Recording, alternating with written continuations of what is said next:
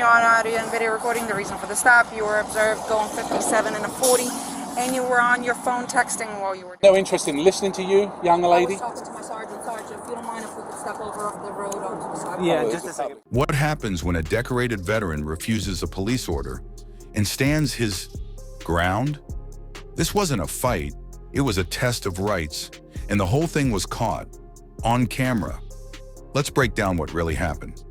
The man behind the wheel is a decorated Army veteran, served 2 tours overseas. Honorable discharge. He knows structure, authority, and respect. But he also knows his rights. And on this day, he felt those rights were being tested. The officer, on the other hand, is 5 years into his career. No major complaints, by the book, reputation, and a clean service record. He says he pulled the veteran over for a minor traffic violation. Something like a missing plate or a brake light issue. You know, standard stuff. But once he approaches, things go sideways fast. Body cam footage shows the officer asking for license and registration. The veteran complies, but he also starts recording on his phone. He tells the officer, "For my safety and yours, I'm recording this."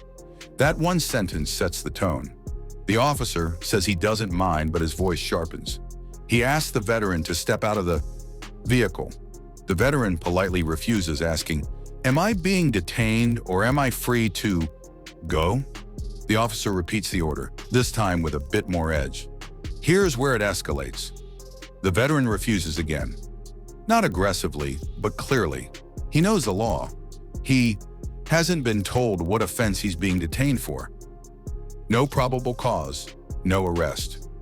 Just an order to step out. The officer reaches for the door handle. The veteran locks it. What started as a calm conversation now feels like a standoff, and all of it is on camera. At this point, backup arrives.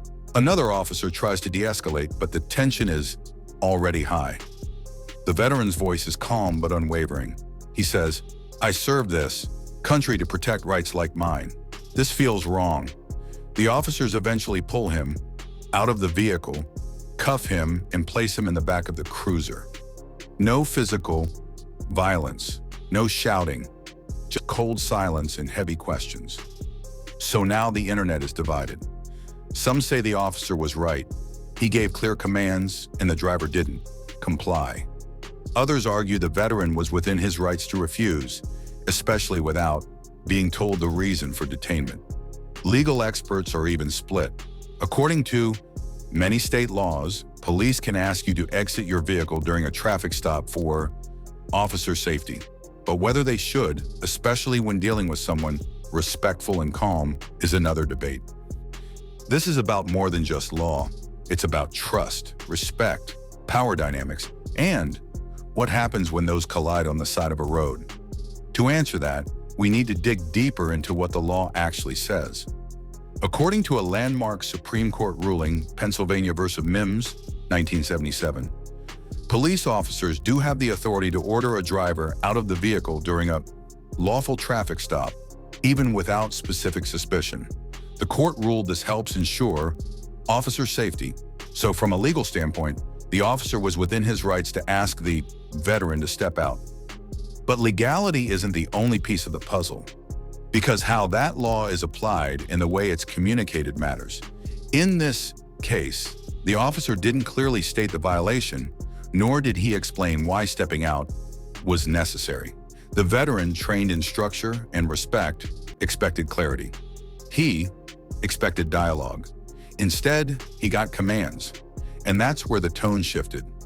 Now, let's consider the veteran's perspective. Many veterans return home with a deep respect for the Constitution. They've risked their lives for the freedoms it protects.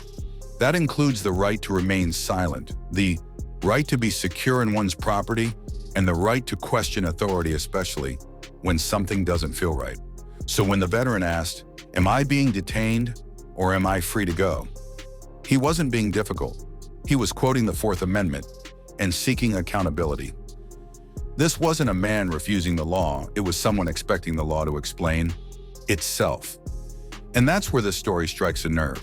Because when veterans who served with honor feel they're being treated like criminals during simple traffic stops, the public starts asking tough questions.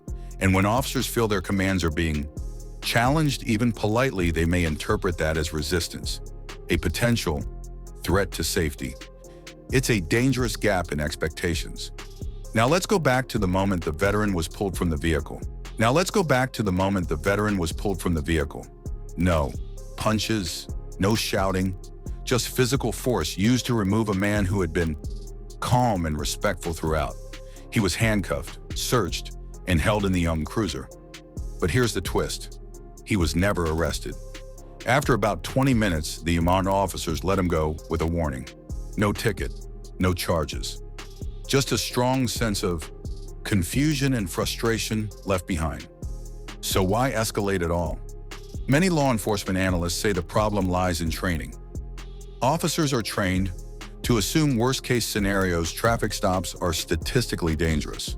So, they're taught to control the situation quickly. But what happens when both people believe they're in control? That's when you get friction. The officer thinks, this guy isn't listening, he could be dangerous. The veteran thinks, I've done nothing wrong, I deserve an explanation. Two realities, one sidewalk. Since the video went viral, the debate has only grown. Veterans groups have spoken out, saying this isn't an isolated case many returning service members feel unfairly profiled or disrespected. Police unions, meanwhile, defend the officer's conduct, saying he followed procedure and acted cautiously. In the public, it's split. Some say, just comply, it's not that hard. Others argue, if we don't ask questions, where does it stop? But here's something both sides can agree on. Respect goes both ways. Imagine if the officer had calmly explained, sir, you're not in trouble, but I need you to step out for my safety. I'll explain everything right after. Or if the veteran had said, I understand your position. Can you tell me what law says I must exit my vehicle? Would that have changed anything? Maybe, maybe not. But dialogue, real, human, conversation could have prevented this from becoming a nationwide debate. Because at the heart of this story isn't just a traffic stop. It's about who we trust, how we speak to one another, how we handle pressure when the cameras are rolling, and how easily things can spiral when too good people stop seeing each other as human and start seeing each other as threats. The final twist? The police department later reviewed the footage and admitted that while the officer acted within policy, the situation could have been handled with more clarity and care. They offered a formal apology to the veteran. No disciplinary action, no lawsuits, just a quiet ending to a loud conversation. So, who was right? Legally, probably the officer. Morally, maybe the veteran. But socially, the real answer might be, no one wins in a standoff like this. It's not about who had the law on their side. It's about who lost the chance to de-escalate. And in that moment, both did. What do you think? Was this a justified procedure or a case where rights were quietly stepped on? Comment your thoughts below, and if you value honest breakdowns of complex moments like this, don't forget to subscribe for more.